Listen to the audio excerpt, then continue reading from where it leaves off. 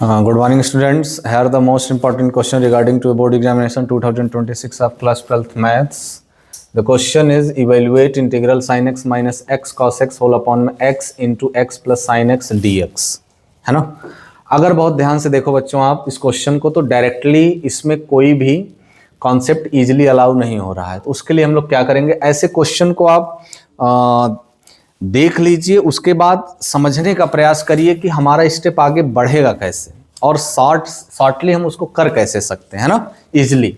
देखो जरा आप, हेंस ये आपका क्वेश्चन है, इवेल्युएट करके मान लो हम आई इक्वल्स टू लेट कर लें, तो I equals to x sine x minus x cos x whole upon में x into x plus sine x d x, है ना।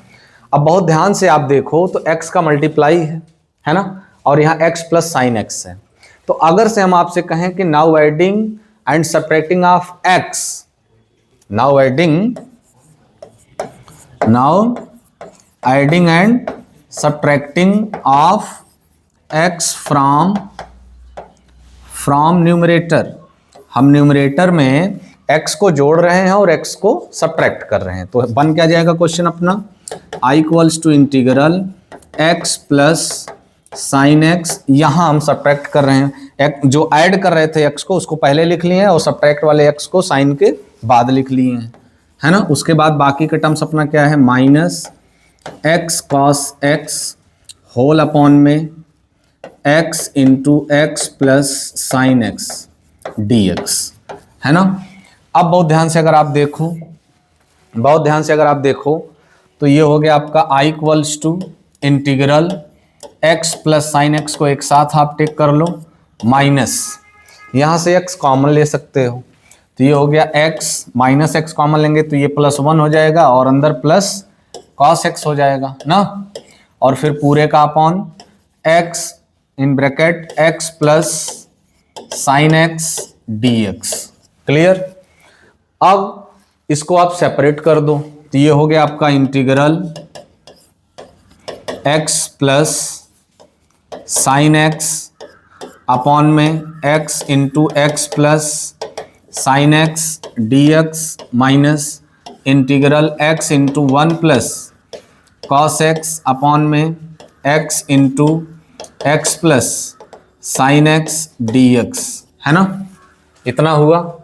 बहुत ध्यान से अगर आप देखो तो ये सारे टर्म्स कैंसिल आउट होंगे, यहाँ से x और x कैंसिल आउट होगा, तो मिला क्या, आई इक्वल्स टू इंटीग्रल 1 अपॉन में x डी एक्स, है ना।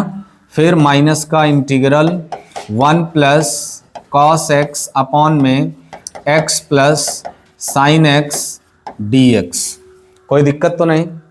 अब ये तो आपको डायरेक्टली दिख ही रहा होगा, I equals to 1 upon x d x, it means log x minus, यहाँ बहुत ध्यान से अगर आप देखो तो इंटीग्रल की एक प्रॉपर्टी हम और आप पढ़ रखे हैं, बहुत बार बताई गई है वो प्रॉपर्टी बच्चों, कौन सी, integral f dash x upon में f x d x, integral f dash x upon f x d x.